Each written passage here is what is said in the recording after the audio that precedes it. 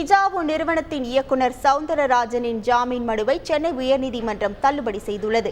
சென்னையை தலைமையிடமாக கொண்டு இயங்கிய ஹிஜாபு நிதி நிறுவனம் 15% வட்டி தருவதாக கூறி பொதுமக்களிடம் சுமார் 4620 கோடி ரூபாய் முதலீடுகள் பெற்று மோசடி செய்துள்ளது.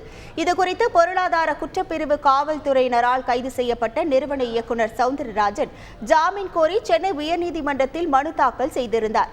இந்த மனு நீதிபதி தமிழ்ச்செல்வி முன் விசாரணைக்கு வந்தபோது மனுதாரர் சார்பில் ஆஜரான வழக்கறிஞர் 500 நாட்களுக்கு மேல் சவுந்தரராஜன் சிறையில் இருப்பதையும் அவரது உடல் நலத்தையும் கருத்தில் கொண்டு ஜாமீன் வழங்க வேண்டும் என கேட்டுக்கொண்டார். உடல்நல பிரச்சினைக்கு சிறை மருத்துவமனையிலேயே சிகிச்சை பெற்றுக் கொள்ளலாம் என்பதால் ஜாமீன் வழங்கக்கூடாது என பாதிக்கப்பட்டவர்கள் சார்பில் எதிர்ப்பு தெரிவிக்கப்பட்டது. சவுந்தரராஜனுக்கு ஜாமீன் வழங்க காவல்துறை சார்பிலும் எதிர்ப்பு தெரிவிக்கப்பட்டது. இதையடுத்து சவுந்தரராஜனின் ஜாமீன் மனுவை தள்ளுபடி செய்து நீதிபதி உத்தரவிட்டார். செய்திகளை உடனுக்குடன் தெரிந்து கொள்ள உடனே சப்ஸ்கிரைப் பண்ணுங்க.